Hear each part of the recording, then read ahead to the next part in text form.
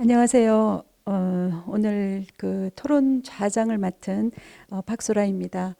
저를 간단히 소개드리면은 지금 저는 인하대학교 의과대학의 교수로 있고요. 과학난제 도전 융합연구개발사업 추진위원으로 여기에 참여를 하고 있습니다. 오늘 토론에 참여해 주실 그 토론자들을 소개를 하겠습니다. 먼저 저 오른쪽에 계신 신경호 원장님을 소개를 하겠습니다. 네, 신경호 원장님은 키스트 책임연구원이시고요. 현재 산업부 알키미스트 프로젝트 추진위원이시고 그리고 과학기술 일자리진흥원 원장님을 맡고 계십니다. 그리고 그 다음 계시는 안진웅 교수님, 대구 경북과학기술원 융합전공 교수님이십니다. 광주과학기술원 의생명공학부 겸직 교수로 계시고요. 과학난제 도전 융합연구개발사업 추진위원을 맡고 계십니다. 저와 함께 활동을 하고 계십니다. 저 왼쪽에 계신 서울대 김도년 교수님을 소개를 하겠습니다. 서울대학교 기계공학부 부교수님이시고요. 영광스럽게도 선도형 융합연구단 인공모포 제네시스 연구단 단장으로 선정되셔서 활동을 하시고 계십니다. 그리고 그 다음 계시는 박현우 교수님이십니다. 연세대학교 생화학과 조교수시고요. 역시 두 과제 중에 하나인 선도형 융합연구단 AST 암전이 연구단 단장님을 수행하고 계십니다. 이렇게 제가 네 분의 토론자를 모시고 토론을 진행을 할 건데요. 이미 알려진 대로 오늘의 토론 주제는 불가능에 도전하는 융합연구 어떤 전략이 필요한가입니다. 모두의 우리 그 성창모 단장님께서 발제를 하시면서 열띤 토론을 하라고 하셨는데 사실은 요즘 제일 겁나는 게 열을 많이 내는 겁니다. 어제 들어갈 때 열 체크를 항상 하니까요. 그래서 제가 자장으로서 아마 시간 조절과 열 조절을 해야 되지 않나 하는 생각을 합니다. 잘 하도록 하겠습니다. 사실은 이게 제가 2000년대 초인 것 같습니다. 과기부에서 수행하는 그 창의과제 추진운영위원이었습니다. 그때부터 사실은 그 창의과제가 얼마나 어려운지, 창의적인 연구를 하는 게 얼마나 어려운지를 경험을 했었고요. 그리고 2009년에 제가 교육과학기술자문위원회를 했습니다. 대통령 자문기관인데 거기 전문위원 활동하면서 역시 그때도 창의적 연구 환경 조성 방안에 대해서 정말 대대적인 연구도 하고 국가적으로 발표를 할 정도로 굉장히 중요한 이슈였습니다. 근데 이게 2019년도 그 한림원 주관으로 도전적 과학 난제 해결형 R&D를 어떻게 할 것이냐에 대해서 기획도 하고 공청회를 하고 드디어 이 사업단이 이제 발족을 한 겁니다. 그러니까 처음에 제가 이런 장애에 관심을 갖고 한 20년 후에 지금 이 사업단이 연구단이 시작된 거인데요. 그만큼 참으로 참 어려운 어떤 우리의 또한 도전 과제가 아니었나, 한국 연구자들의 도전 과제가 아니었나 싶습니다. 어쨌든 지난해 2019년도에 한림원 주관의 그런 기획과 공청회를 하면서 이제는 시기가 되었다 해서 이 과기부에서 적극적으로 이 사업을 지원하게 됐는데요. 어쨌든 그때 많은 그 이야기가 우리는 지금껏 문제를 푸는 연구에 굉장히 익숙했는데 이제는 문제를 새로 발굴하고 정의하고 또 이 해결하는 프로브 오브 컨셉을 할 수 있는 연구를 제대로 해야 되는 시기다 하는 거에 전부 다 동의를 하였고요. 그런데 이제 중요한 거는 과연 지금 이런 그 그때의 그 토론은 그런 역량이 이제는 충분히 되었다 하고 모든 사람들이 공감을 하였습니다. 근데 이제 그 역량에 대해서 한번 오늘 발제에 참여해 주신 토론에 참여해 주신 분들의 의견을 한번 여쭤보고 싶습니다.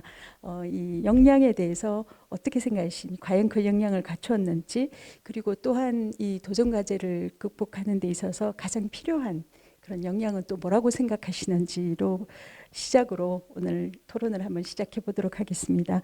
먼저 저 토론은 맨 오른쪽에 있는 안진웅 교수님께서 먼저 시작을 좀 해주시죠. 저는 좀 이게 과학기술 R&D 분야에 한정해서 과학 난제를 좀 논의할 필요가 있다 이렇게 생각을 합니다. 아시는 바와 같이 과기부에서 X 프로젝트도 있었고, 그리고 이제 산업부에서 옆에 이제 신 원장님 계시지만 이게 알키미스트 과제를 직접 기획을 하셨는데, 산업 관점의 알키미스트 과제도 있고, 그리고 또 이제 사회 문제 해결형 R&D 등이 있었습니다. 근데 이런 난제형 문제들을 좀 발굴하고 정의하는 역량은 어느 정도 갖추었다라고 저는 판단하고요. 다만 이제 여전히 좀 유행을 좀 쫓고 편협하고 좀 근시안적인 시야에 좀 갇혀 있는 게 아닌가. 그래서 좀 명견만리에 좀 지혜나 역량이 좀 필요하다고 생각하고요. 그래서 이게 과학난제 도전 협력 지원단이 그 역할을 해줄 것으로 기대하고 있습니다. 또한 이 성창모 단장님께서 발제에 하셨던 외국의 경우에는 2002년도에 과학난제에 대한 논의가 시작되어서 이미 다른 나라들은 다양한 난제들을 발굴해서 그래서 그거를 이제 성공 사례들이 굉장히 많은데 비해서 우리나라의 경우에는 올해 결국은 이제 시작을 하게 되어서 한 20년의 격차가 있다. 그런 부분이 저희로서는 좀 아픈 부분이기도 하고, 또 다만 이제 우리나라가 이런 도전에 대한 그런 그 강점이 있기 때문에 협력 지원단을 중심으로 해서 다양한 의견들 좀 수렴하고 하면 그러면 충분히 좀 극복을 해나갈 수 있지 않을까, 그런 기대를 갖고 있습니다. 지금 이제 저희 역량을 얘기하셨는데, 저희가 지금 부족한 역량들을 좀 극복하려고 하면 저는 제일 중요한 것이 이게 개방성과 협업이라고 생각합니다. 기존에 우리나라의 그 연구 문화가 다분히 좀 소수 전문가 집단의 어떤 다춘 연구에 좀 매몰되어 있다. 저는 좀 그렇게 보고 있고요. 그걸 하기 위해서는 이 개방성과 협업이 굉장히 중요하다고 생각합니다. 네, 화두에 대한 말씀입니다. 네, 감사합니다. 가장 중요한 게 개방성 협력이고 이런 것들이 아마도 우리 지원단이 지원을 하면은 충분히 가능할 수 있을 것이라는 그런 말씀을 해주셨습니다. 그다음에 우리 그 신경호 원장님 부탁드립니다. 우선 난제를 가지고 풀겠다는 생각만 하는 것이 아니고 그 난제가 될 법한 것들을 문제를 발굴해 보고 보기 시작했다라는 관점에서 굉장히 의미가 있어 보이고 의미가 있어 보입니다. 거듭 말씀드리지만 문제를 정의하고 문제로 제대로 만들 수 있어야 사실 그 문제를 잘 풀 수도 있고 제대로 풀 수도 있고 푼 것을 가지고 사회적 가치를 만드는 데 있어서 아주 큰 임팩트를 만들어낼 수 있는 그런 힘이 생기게 될 겁니다. 그래서 지금 질문해 주신 거는 이제 이게 우리가 지금 그런 역량이 있는가라고 말씀을 하셨는데 뭐 역량도 있고 그럴 적절한 시기라고 보여집니다.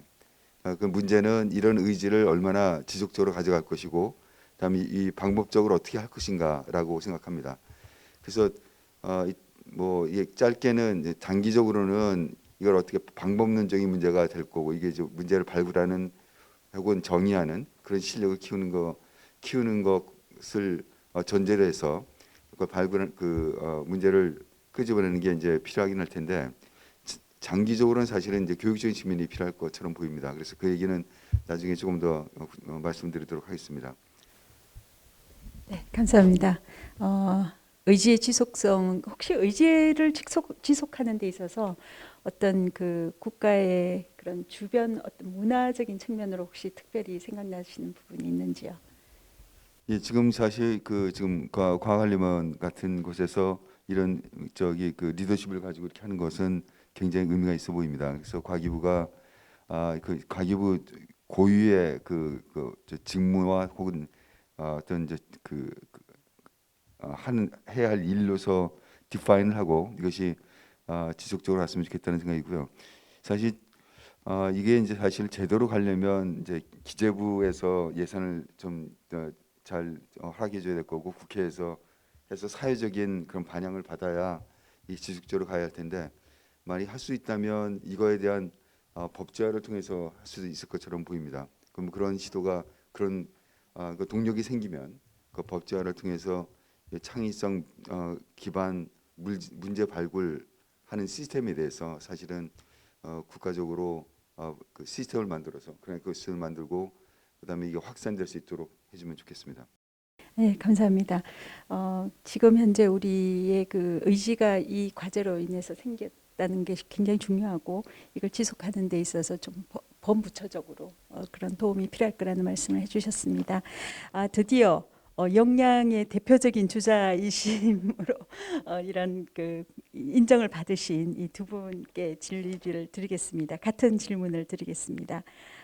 이게 지금 이 과제를 통해서 과연 그 도전 과제에 대한 어떤 개념이 어떻게 바뀌었는지가 사실은 저는 참 궁금합니다. 그리고 그 본인의 이익을 지금 앞장서서 이 과제를 수행해야 되는데 그런 역량적인 측면에 어떤 자신감 내지는 부족한 부분 그런 걸 좀 솔직하게 말씀을 해주시면 좋겠습니다. 먼저 김돈영 교수님, 네 말씀해 주세요. 예, 감사합니다. 사실 이 과학난제 도전 융합연구개발 사업 같은 경우는 저희 연구자들이 사실 오랜 기간 동안 꿈꿔왔던 뭐 사실 그런 기회라고 볼 수 있을 것 같습니다. 그래서 저희가 지금까지 어떻게 보면 추격형 연구를 해왔다면 이제는 좀 세계를 선도할 수 있는 그런 연구를 하고 싶다, 또 해야 한다, 뭐 이런 시기적인 공감대는 상당히 잘 이루어지고 있다라고 보고 있고요. 또한 이러한 연구 측면뿐만 아니라 이러한 것들이 잘 되려면 사실 교육하고도 같이 연계가 돼야 되는데 지금 이제 대학의 교육 현장에서도 이제 문제를 잘 푸는 학생들 교육이 아니라 어떻게 하면 새로운 문제를 정의하고 그걸 찾아서 사회에 좀 도움이 되는 어떤 그런 문제 해결형 인재들 양성하는 그러한 것들도 계속 교육적으로 일어나고 있고, 또 이번에 이제 새롭게 시작되는 이제 BK 사업 같은 경우에도 기존에 되게 정량적인 어떤 평가가 아니라 이제 정성적으로 평가를 하겠다라고 완전히 이제 혁신적인 형태로 바뀌었기 때문에 어떤 전체적인 분위기나 어떤 시기나 이런 것들은 상당히 시의적절한 것 같고, 연구자들도 또는 또 참여하는 연구원들도 상당히 많은 준비를 또 이제 해왔었다라고 저는 좀 생각을 하고요. 다만 이제 참여하는 연구자의 입장에서 봤을 때 좀 불안한 부분들은 여전히 있습니다. 과연 융합 사업에서 얘기하는 것처럼 과연 실패를 해도 되는 것인가? 우리가 정량적인 성과나 어떤 그런 것들에 대한 부담 없이 그야말로 과감히 도전해도 되는 것인가? 뭐 이런 것들에 대한 어떻게 보면 좀 불안감도 같이 가지고 있는 측면이 있고요. 또 과연 아까 이제 말씀해주신 것처럼 결국 이 난제라는 것이 해결이 되려면 상당히 오랜 기간 동안 지속적으로 집중을 해서 할 수 있어야 되는데 이러한 사업이 또 한때 유행으로 끝나는 것이 아니라 과연 10년, 20년 그 연구자들이 구성된 연구자들이 이제 평생 좀 할 수 있는 그런 연구로 발전이 될 수 있느냐, 이런 것들에 대한 어떻게 보면 걱정과 불안도 같이 있는 게 이제 좀 사실입니다. 그래서 그런 것들만 어느 정도 또 정책적으로 또 그리고 사회적으로 좀 이제 지지가 된다면 저희 연구자들이 충분히 이런 과제들에 도전해 볼 수 있는 충분한 역량들은 갖추고 있고 앞으로 그 경쟁력이 점점 더 커질 것으로 저는 생각을 하고 있습니다. 감사합니다. 박현우 교수님 같은 질문을 드리겠습니다. 네.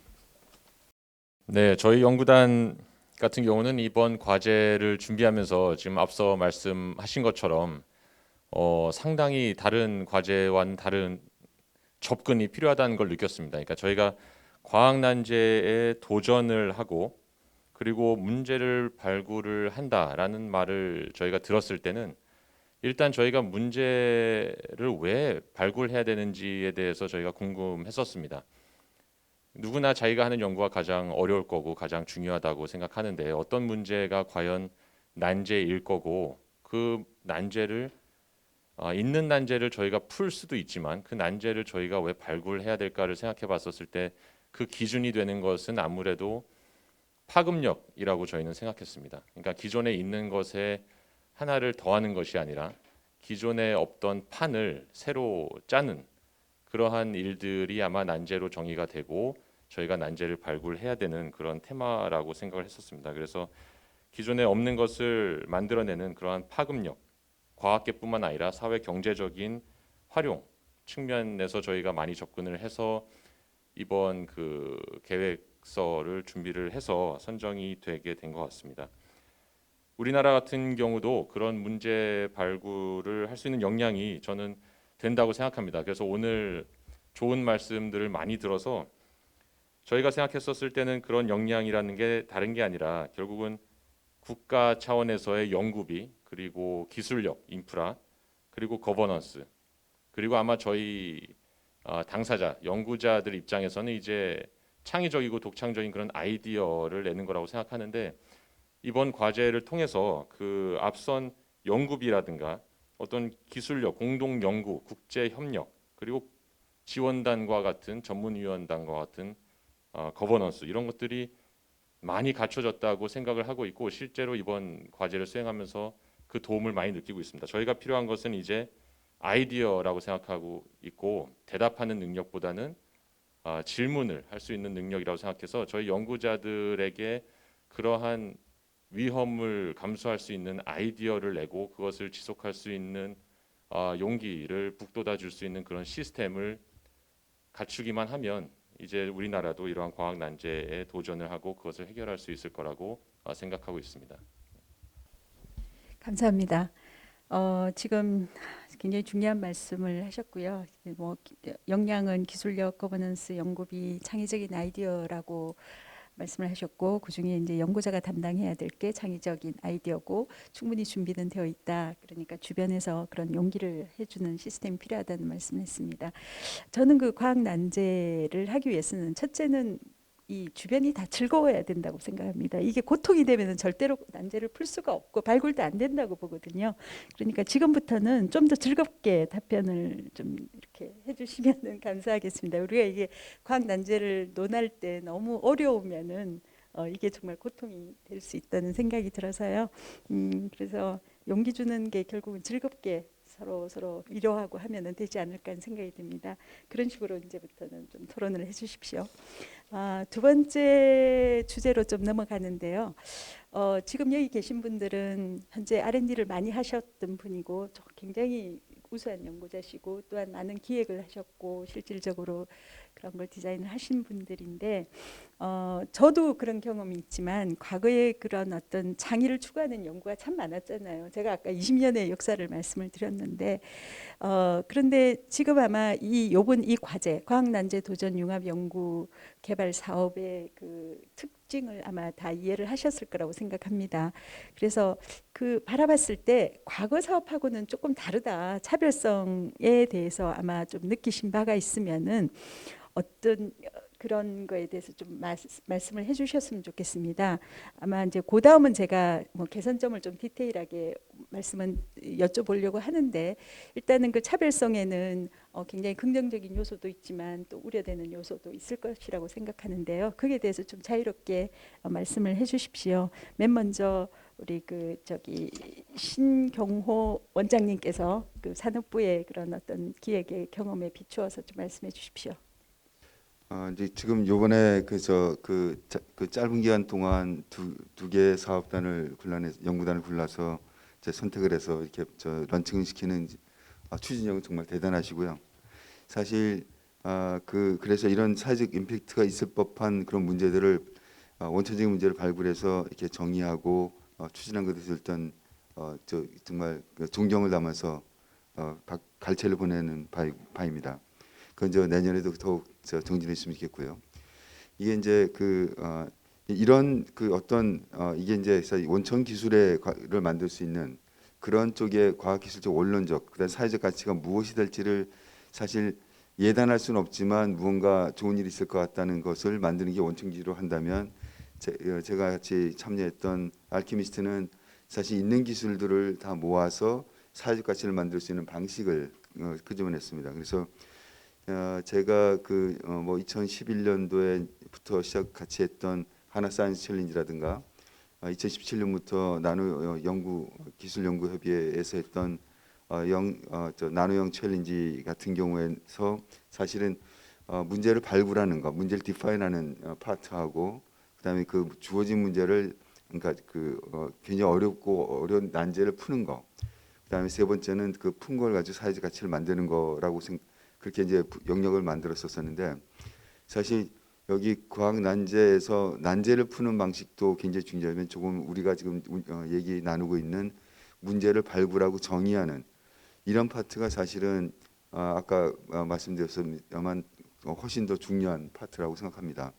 그래서 지금 우리 나중에 이게 끌고 가서 문제를 풀었을 때 전 세계적인 뭐 특히 의학이나 뭐 메디컬 쪽에서 계시니까 알겠지만 글로벌 스탠다드에서 사실 FDA라든가 이런 데를 통과 안 하면 아예 진입을 못 하잖아요. 그러니까 그런 스탠다드를 만든다든가 스페시피케이션을 우리가 디파인하는 그런 사람들은 문제를 만들어 봤던 사람들이에요. 그러니까 문제 만드는 것에 대한 중요성을 가지고 사실 했다는 점이 그런 차별성 하나만으로도 사실은 이 프로그램은 굉장히 의미가 있다고 생각합니다.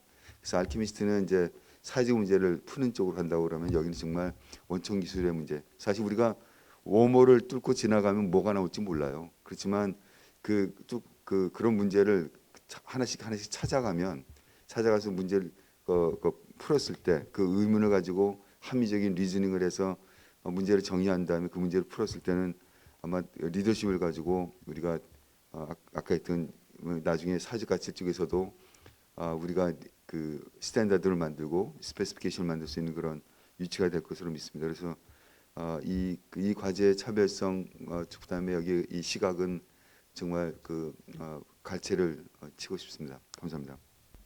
감사합니다. 근데 우리 단장님께서는 문제 발굴을 아직 새롭게 시작을 못하신 부분 고민을 많이 하시고 계신다 말씀하셨고, 또한 저희 그 토론에 그거를 좀 주제를 다뤄달라고 아마 발제를 하시면서 부탁을 하셨습니다. 그래서 제가 후반부에 그 부분에 대해서 다시 좋은 아이디어가 그래서 있으면 그런 시도만큼이라도 그렇죠. 맞습니다. 네. 근데 그런 것의 중요성을 인정하고 그 부분이 굉장히 중요한 포인트로 이게 운영이 되는 그 자체가 중요하다는 그런 말씀으로 제가 이해를 했습니다. 그래서 생각하신 부분이 있으면 나중에 경험적으로 그 부분에 대해서 좋은 의견을 주시면 감사하겠습니다. 우리 그 안진웅 교수님 부탁드립니다.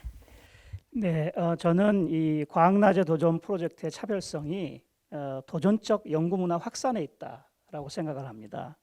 사실 지금까지의 이런 도전적 연구 문화를 정착이 지금 안 되어 있는 부분이 있거든요. 지금 김동연 단장님 말씀하신 것처럼 참 좋은 과제고, 그리고 문제도 잘 정의했고, 어떤 방법도 피저블한 어떤 솔루션도 하우투를 잘 정의를 했는데, 그런데 나중에 이제 실패해도 될까 하는 그런 두려움이 있다고 얘기를 하셨잖아요. 근데 그만큼 이 사업 자체가 지금까지 해오지 않았던 정말 처음 가보는 길이거든요. 그런 관점에서 그 두 분 단장님께서 5년으로 사업이 끝나는 게 아니라 그 끝나고 난 이후에도 그 본인의 연구자로서의 어떤 생애 연구를 할 수 있는 기반이 되고, 그래서 지속적으로 좀 연구를 좀 해갈 수 있도록 좀 즐겁게 실패를 두려워하지 않고 연구를 하시면 좋겠다, 이런 생각이 들고요. 구체적인 차별성 한 두 가지 관점에서 말씀을 드리면, 하나는 발굴에 좀 차별성이 있다.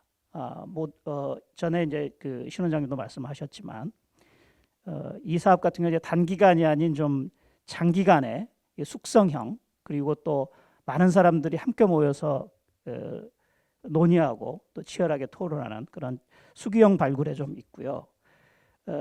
또한 이 바텀업과 탑다운이 잘 조화된 발굴 방식이지 않을까 싶습니다. 그래서 자유롭게 이 제안들을 하고 그 제안에 대한 공개 토론도 하고, 그리고 또 그걸 통해서 개선 검증도 하고, 그런 리뷰들을 거쳐서 이게 발굴을 이렇게 장시간 동안 하는 발굴 프로세스를 갖춘 연구가 사실 없었거든요, 지금까지. 그런 부분에서 큰 차별성이 있고, 또 하나는 수행의 차별성이 있겠다라고 싶습니다.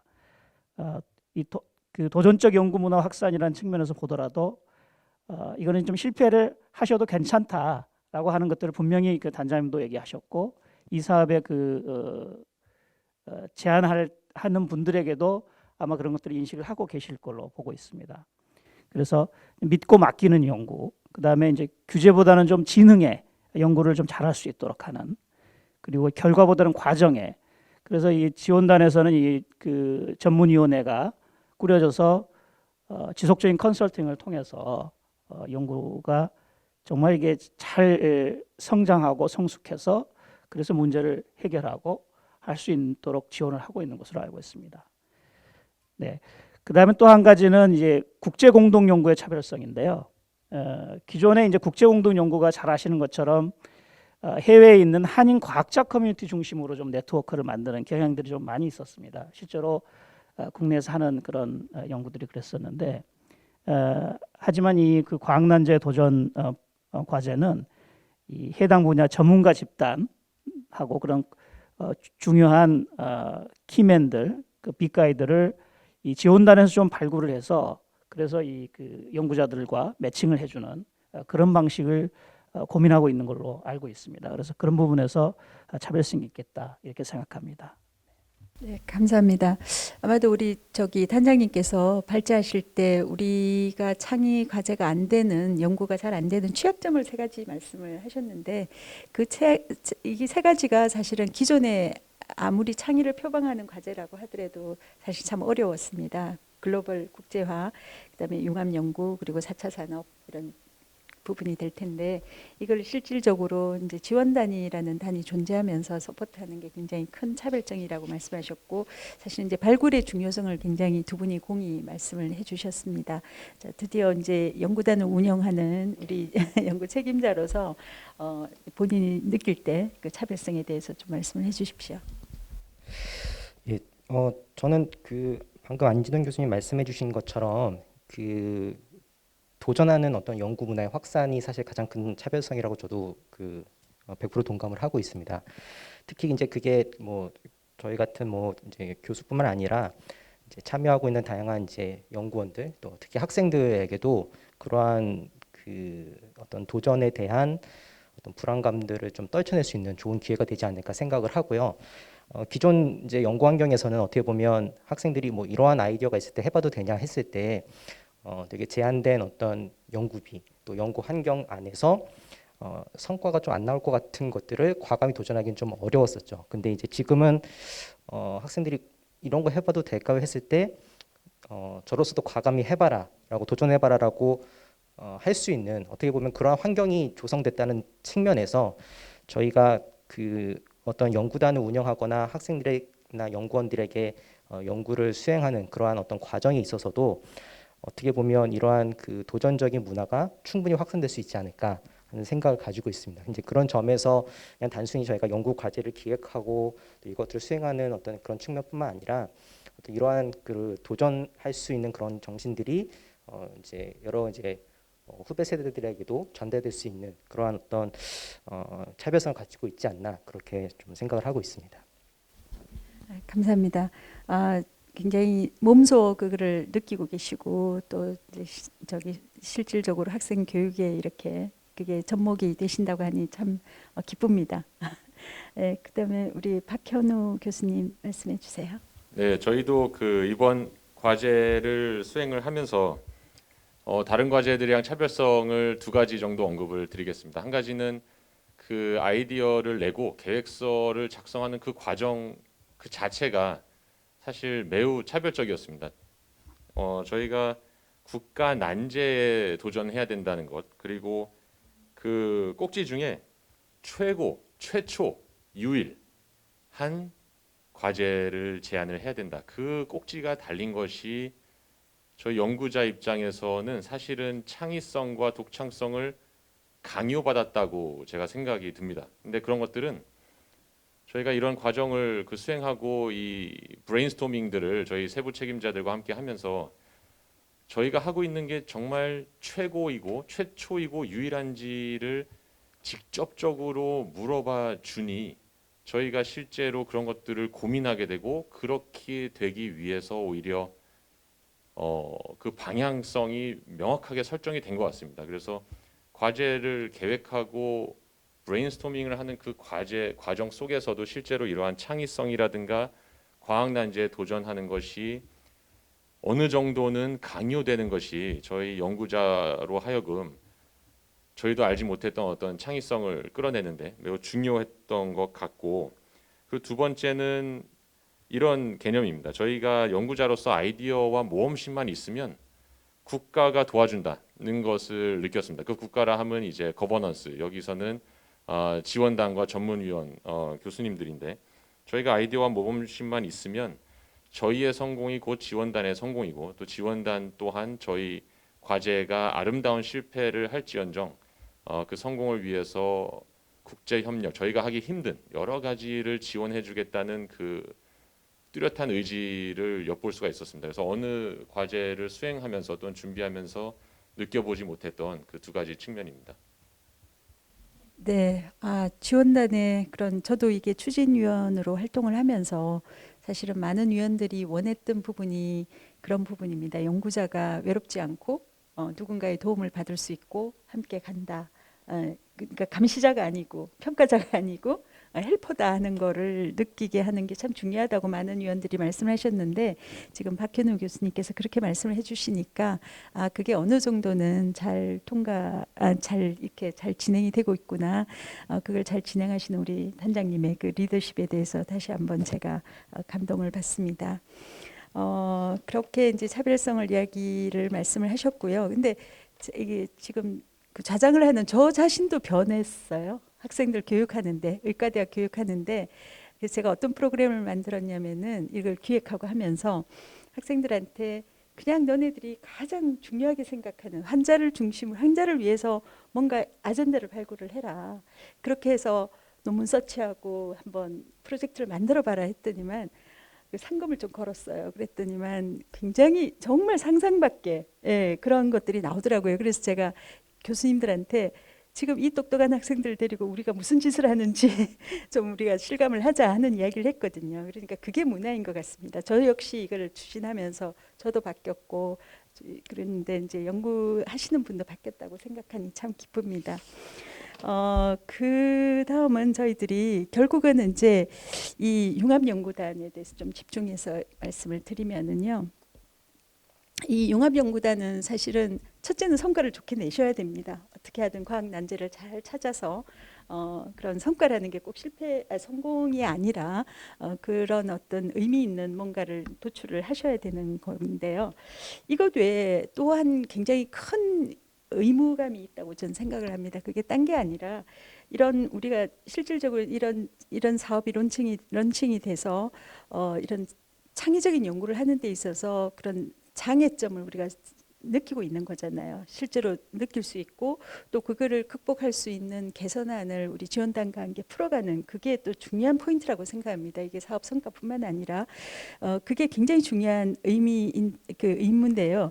그런 의미로 봐서 지금 아마 처음부터 선정받고 평가받고 하는 그런 거를 경험을 하셨습니다.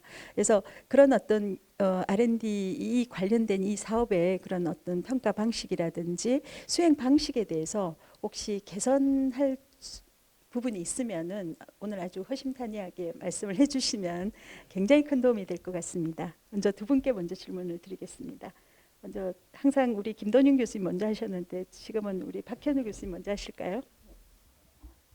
그 선정이나 평가 방식 관련해서 개선점이라고 하면 뭔가 이제 잘못되고 있어야 되는데, 아직은 어떤 뭔가의 문제점이 있다기보다는 이런 점들이 좀 아마 이번에도 반영이 됐을 거고 앞으로도 강조가 돼서 반영이 됐으면 좋겠다 싶은 것들은, 아무래도 저희가 뭐 최고 유일한 국가과학 난제를 발굴해서 풀겠다는 것이기 때문에 저희 연구자들의 어떻게 보면 패스트 레코드에 대한 그 집중도 못지않게 중요한 것이 아마 프리리미너리 데이터의 어떤 신빙성이라든가 현실 가능성, 재현 가능성일 거라고 생각합니다. 기존의 많은 과제들은 사실 패스트 레코드에 대한 어떤 리워드 형식의 그 수주가 이루어지는 경우도 있겠지만, 이런 과제들은 사실 최초여야 하기 때문에, 그리고 그 파급력이 커야 되기 때문에 어떻게 보면 패스트 레코드는 하나의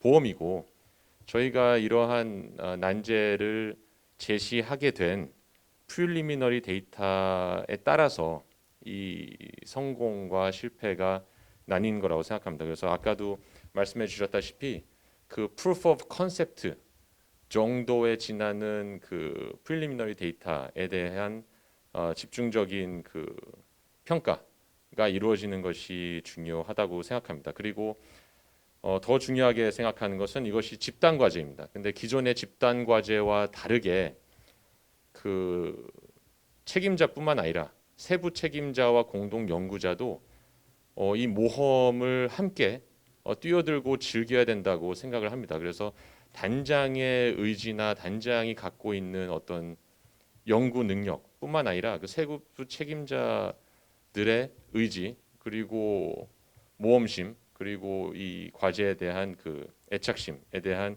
평가도 동시에 이루어져야 될 것 같고 그런 것들이 아까 계속 이제 말씀해 주셨던 집단 지성 그리고 다학제적인 이러한 난제 도전에 대한 접근을 가능하게 하는 중요한 평가 방식이 될 거라고 생각합니다. 중요한 말씀을 해주셨어요. 세부 책임자의 그런 어떤 역량도 변화도 문화의 변화도 같이 평가를 해달라는 그런 요청을 하셨습니다. 그러면은 우리 김돈윤 교수님에게 말씀해 주세요. 네. 예, 저는 그 약간 비슷하면서도 조금 다른 의견일 수도 있는데요. 이 과학 난제 도전 과제 같은 경우는 그 저희가 뭐 어떤 난제라는 큰 틀의 주제는 정해져 있지만 그 이제 구체적인 연구 방법이나 어떤 내용이나 이런 것들이 어떻게 보면 연구를 수행해 나가면서 상당히 많이 바뀔 수도 있는 어떻게 보면 뭔가 정해져 있는 그러한 길을 따라가면 어느 정도는 성공이 예견되는 그러한 형태가 아니라 이제 연구를 진행을 하면서 이런 것들이 계속 바뀔 수 있고 거기서 또 새로운 의미를 찾아 나가고 또 뭔가 완전히 새로운 아이디어를 이제 도출해 나가는 그러한 어떤 과제의 성격을 띠기 때문에 어떻게 보면은 그 어떤 연구 내용이 얼마나 잘 구성이 되어 있느냐 뭐 이런 것도 중요하겠지만 그것보다는 연구자들이 얼마나 적절한 연구자들이 잘 구성이 되어 있는지 좀 더 연구자 중심의 평가가 그 선정될 때 좀 이루어져야 되지 않느냐. 그래서 이 연구자들이 정말 성실하게 연구를 할 수 있고 계속 이 연구에 몰입도를 가지고선 이제 아까 박경림 교수님 말씀하신 것처럼 어떤 연구 단장이나 몇몇 책임 교수들만 어떻게 보면 책임을 지는 것이 아니라 전체 연구자가 좀 몰입하고 즐겁게 할 수 있는 그러한 형태가 되려면 뭔가 좀 더 이제 연구자 중심의 평가나 이런 것들이 좀 이루어져야 되지 않을까 하는 좀 생각을 가지고 있습니다. 그래서 그렇게 된다면 저희가 이제 연구단을 구성을 할 때도 정말 이제 필요한 기술이라고 생각되는 다양한 어떤 다학제적인 분야에서의 어떤 핵심 연구자들을 저희가 이제 거리낌 없이 이제 모셔서 연구단을 구성을 하고 그걸 통해서 저희가 연구과제의 다양한 아이디어를 어떻게 보면 낼 수 있기 때문에 그런 연구단 또는 연구자들을 어떻게 우리가 잘 평가를 할 수 있을까 하는 것이 좀 중요하지 않을까라고 좀 생각을 하고 있습니다. 그 말씀은 지금 연구 수행 중에 연구 내용이 바뀔 수도 있고 그게 다이나믹하게 변화한다면은 관련 당연히 연구자도 바뀔 수가 있다는 거죠. 그러니까 그런 게 충분히 가능했으면 좋겠다는 말씀이신데 지금 현재는 그렇지 않나요? 지금 뭐 저희가 연구자를 뭐 바꾼다라기보다는요. 그러니까 연구 그 내용들이 계속 바뀔 수 있는 그런 환경이기 때문에 어떤 그러니까 선정에 있어서 그 당장 그 제안서에 보여져 있는 어떤 연구 내용 자체보다는 그러한 연구들을 계속 변화하는 어떤 이러한 다이나믹한 환경 속에서도 잘 수행해 나갈 수 있는 그런 연구자들로 구성이 되어 있는지 좀 그런 쪽의 평가도 같이 들어가는 것이 좀 더 좋지 않을까 하는 의견입니다. 네, 알겠습니다.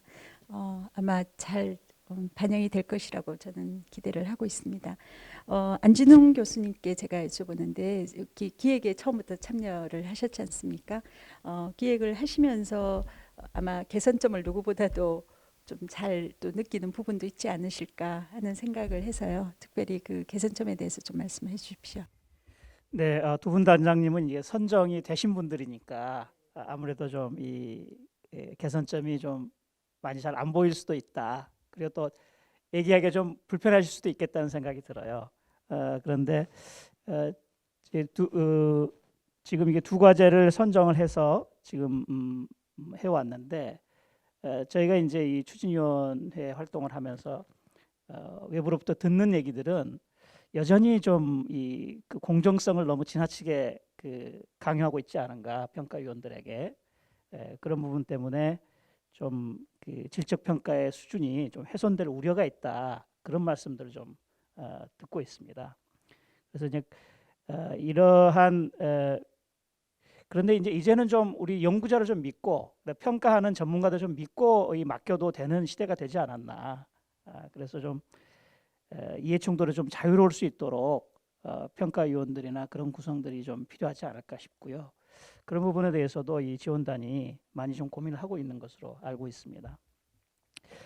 저는 이제 그 개선점 관점에서 아까 김도영 교수님 말씀하신 어떤 연구 과정의 어떤 다이나믹스, 그 다음에 또 그런 것들을 좀 반영할 수 있도록 했으면 좋겠다 얘기를 하셨는데, 저는 이 선정 평가 관점보다는 어떤 수행의 관점에서 봤을 때 그것들이 좀 그 잘 이게 녹아들 수 있도록 하는 게 좀 필요하다 그런 생각이 들고, 아마 그럴 것 같아요. 연구를 하다 보면 방향은 맞지만 그 방향을 그 개척해 나가는 방법론들이 계속 바뀔 수도 있거든요.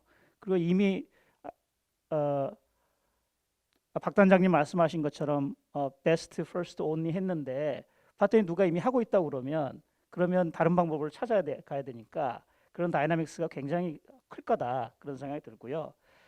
그런 관점에서도 그런 다이나믹스에 그 능동적으로 대응할 수 있도록 그런 길들을 좀 열어주고, 그리고 또 정말 그 하실 수 있는 어떤 좋은 분이 있다고 그러면 그분들을 또 영입해서 또 연구진에 포함시켜서 할 수 있는 그런 방법들도 좀 필요하다 그런 생각이 들고 있습니다.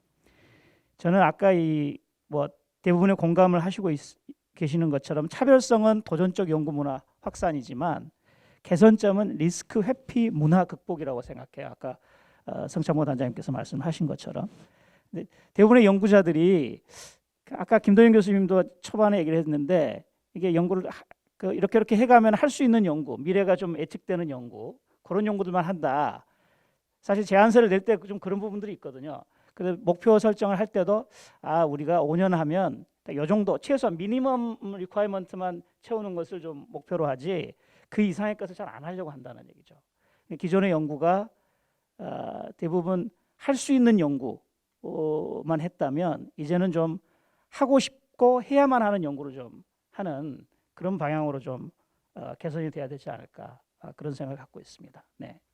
네, 참 이제 그 어떻게 이 과제를 잘 디자인을 하고 정말 우리가 잘 하고 있는데, 또 하나의 큰 허들이 아마 리스크 회피 연구를 하는 그 문화를 개선하는 부분이 아닌가 싶습니다. 이제 이 부분은 정말 이 두 연구단이 진행을 하시면서 사실 이게 답이 있는 건 아닌 것 같습니다.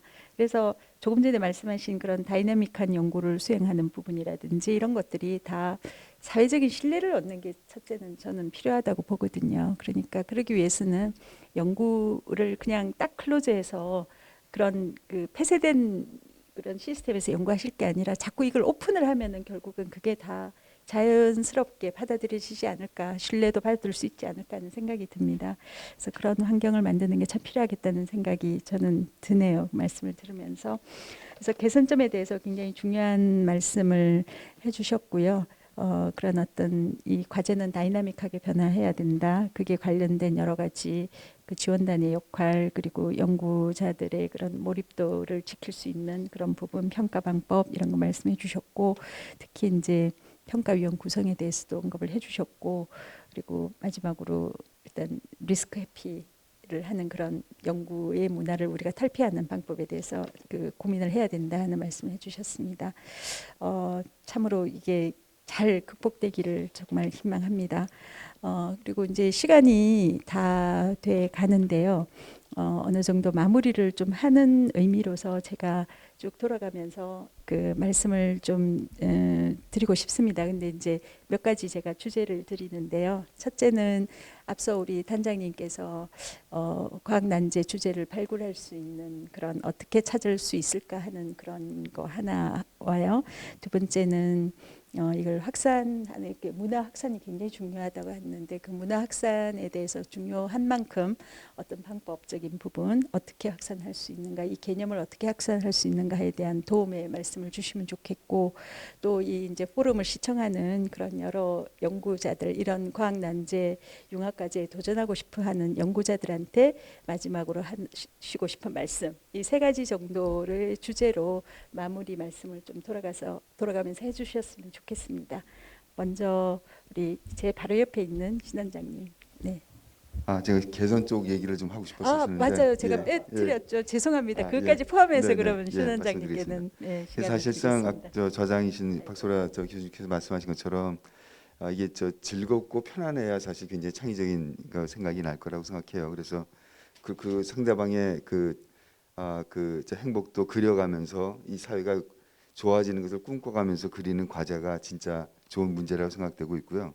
그런 관점에서는 사실 아직 개선돼야 될 부분들이 좀 있어요. 두 분께서 뭐 좀 이렇게 이게 정말로 실패했을 때 괜찮으냐, 혹은 뭐 이런 the first, the best 이런 것이 사실 좀 이런 압박으로 좀 다가왔다는 그런 느낌을 좀 받았을 때 그게 아니었으면 좋겠습니다. 사실은 그게 아니었으면 좋겠고요.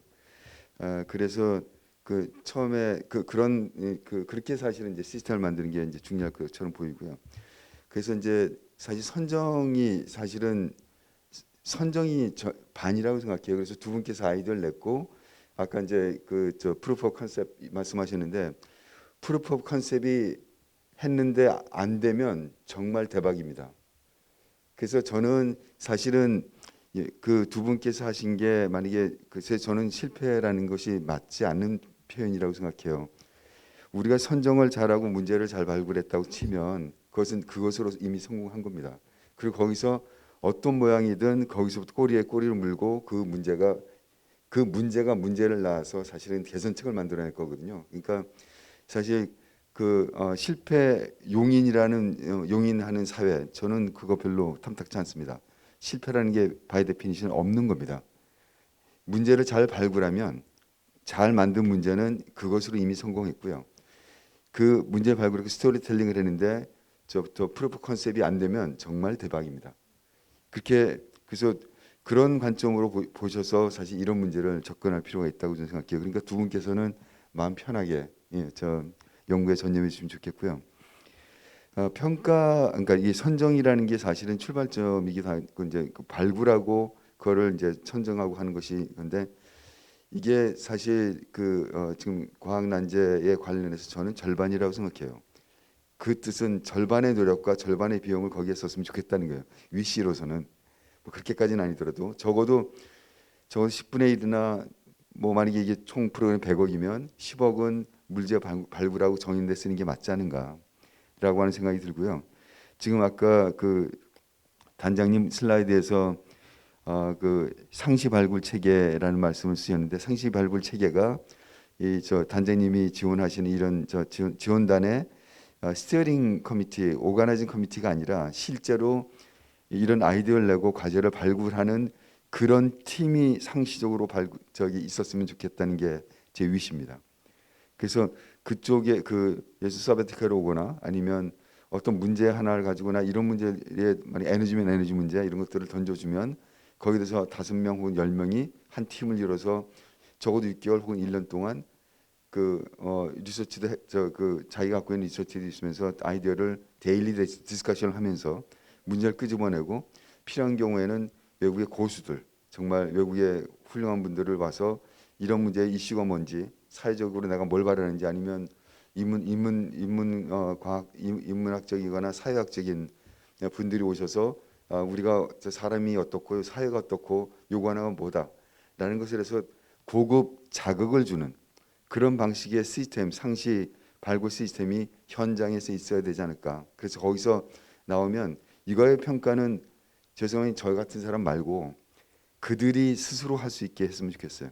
그런 그룹들이 만들어지고 그들이 평가하고 그래서 예를 들면 문제를 만든 사람이 일주일에 한 번씩 계속 그 문제를 얘기하고 디펜스를 그 사람들하고 서로 그 사람들이 제일 공부를 많이 했을 사람들이잖아요.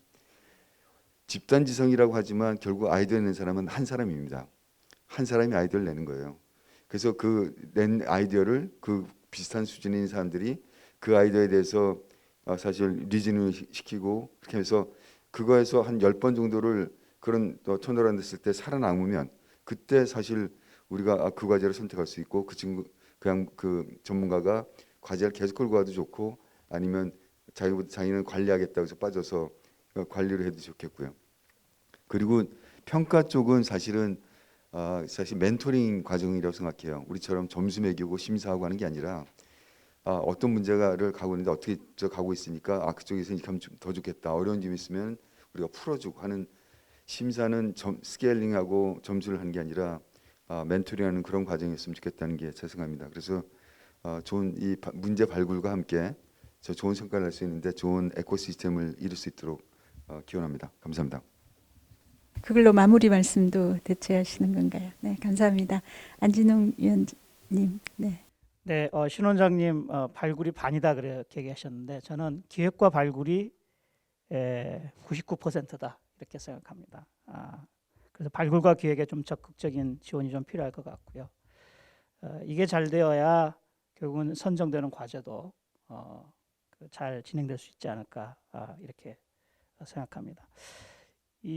저는 이 다른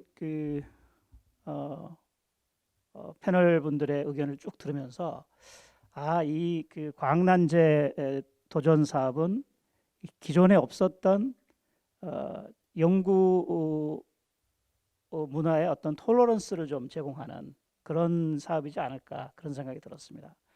무슨 말씀이냐면 다 얘기하시는 것들이 기존에 있었던 그런 관행 그리고 어떤 규제, 제도 이런 걸 좀 벗어나야 되겠다는 데는 되게 공감을 하시는 것 같아서 아마 이 과학년대 도전 융합연구개발 사업이 연구자들에게 또 그리고 또 일반 과학 대중들에게도 톨러런스를 좀 제공하는 그런 사업이 되기를 희망하고요.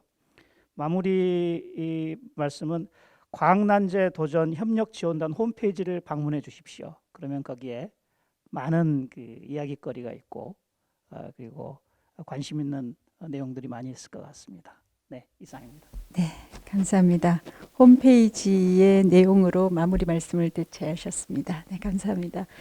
드디어 우리 연구단 단장님들, 네, 김돈영 교수님의 마무리 말씀 부탁드립니다.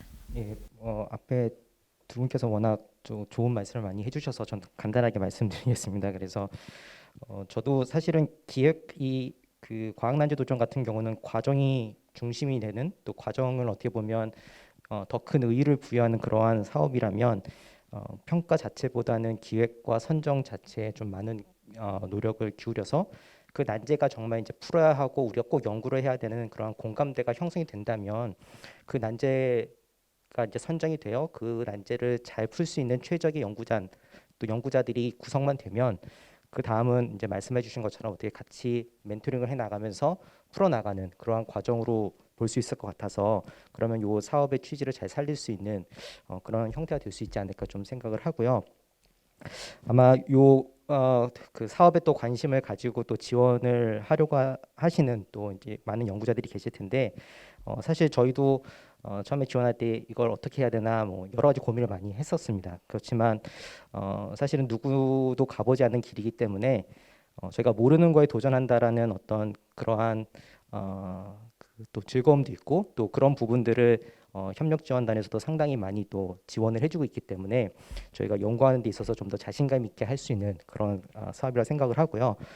저희가 결국 뭐 더 베스트, 더 올리, 뭐 그다음에 더 퍼스트 뭐 이런 얘기를 하지만 궁극적으로는 결국 이제 더 베스트를 저희가 이제 원하는 거고 그걸 잘하기 위해서는 일단 시작부터 더 베스트인, 그러니까 최초의 유일한 연구를 시작을 하면 결국 저희 시작부터 가장 최고의 연구진으로 또 연구 주제로 시작을 하는 거기 때문에 그러한 차별성과 독창적인 방법을 가지고 그 아이디어를 가지고 어떤 그런 난제 도전 사업에 지원을 하시면 아마 또 좋은 결과와 또 재밌는 연구 성과들을 좀 내실 수 있지 않을까 그렇게 생각을 합니다. 예, 감사합니다. 감사합니다.